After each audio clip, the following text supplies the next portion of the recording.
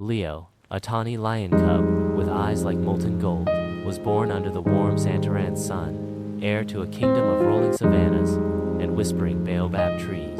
His father, King Magnus, ruled with a lion's strength and a wise heart.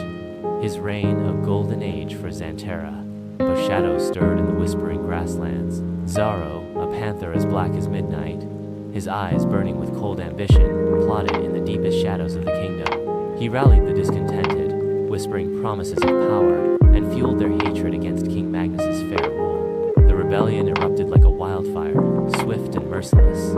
King Magnus, valiant but outnumbered, fell defending his throne. Queen Nyra, her heart a shattered mirror reflecting Leo's terrified gaze, snatched her son and fled.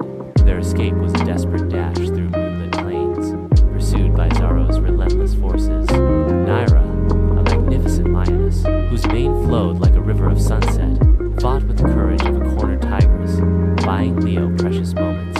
But a poisoned dart found its mark, and the queen collapsed, her breath rasping its last against the cool night air. Leo, barely a year old, was left alone, amidst the tall grasses, the scent of his mother's blood heavy in the air. The weight of his lost kingdom, of his murdered father, settled heavily on his small shoulders.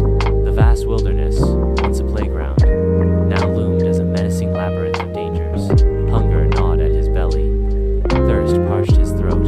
He whimpered, a tiny sound swallowed by the vastness of the night. He remembered his father's words. Courage, Leo, is not the absence of fear, but the triumph over it. He found a meager stream, its water barely enough to quench his thirst. He saw a small herd of zebras grazing peacefully, their striped coats shimmering in the early morning sun. He stalked them, remembering the hunting lessons his father had taught him, his small body trembling with hunger and fear. He managed to bring down a young zebra, his tiny paws tearing at the flesh, the raw meat feast that staved off starvation. Days turned into weeks. Leo learned to hunt, to hide, to survive. He grew stronger, leaner, his golden eyes hardening with the wisdom of the harsh wilderness. He learned to read the signs of the land, to understand the language of the wind, the whispers of the animals. He wasn't just a cub anymore. He was a survivor. One day, high atop a rocky outcrop, he saw it. Xantara, his kingdom, nestled in the valley below. The Black Panther's flag, a symbol of tyranny, fluttered from the castle walls. A fire ignited in Leo's heart, a fire hotter than the Xantaran sun. His journey had just begun. This was not just about survival.